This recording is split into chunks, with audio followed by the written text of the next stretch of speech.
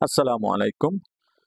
আমি ডক্টর মোহাম্মদ রাসেল, নবজাতক ও শিশু কিশোর বিশেষজ্ঞ এবং সহকারী অধ্যাপক হিসেবে কর্মরত আছি মানিকগঞ্জের মুন্নু মেডিকেল কলেজ ও হাসপাতালে। আপনারা যে বাচ্চাটিকে দেখতে পাচ্ছেন, এই বাচ্চাটি মুন্নু মেডিকেল কলেজের এনআইসিউতে ভর্তি হয়। 33 সপ্তাহে জন্মগ্রহণ করে ও মাত্র 1 কেজি ওজন ও তীব্র শ্বাসকষ্ট নিয়ে ভর্তি হয়। এই বাচ্চাটি সিপেপে ছিল, পরবর্তীতে অক্সিজেনে ছিল। তো আমরা এই 17 দিন পর আজকে তাকে ছুটি দিতে সক্ষম হই, আলহামদুলিল্লাহ। তো আমার বাচ্চা নানি আছে, নানির কাছে একটু কথা শুনি।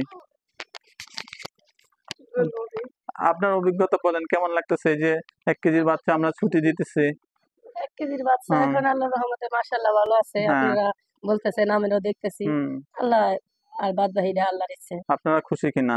না, খুশি তো, আল্লাহর রহমত, অশেষ রহমত যে আমরা এতটুকু বাচ্চা যে আমরা সুস্থ অবস্থায় পাইছি, তারে লালন পালন করতে পারতেছি। আলহামদুলিল্লাহ ভালো। ঠিক আছে, ভালো থাকবেন। হ্যাঁ, ঠিক আছে।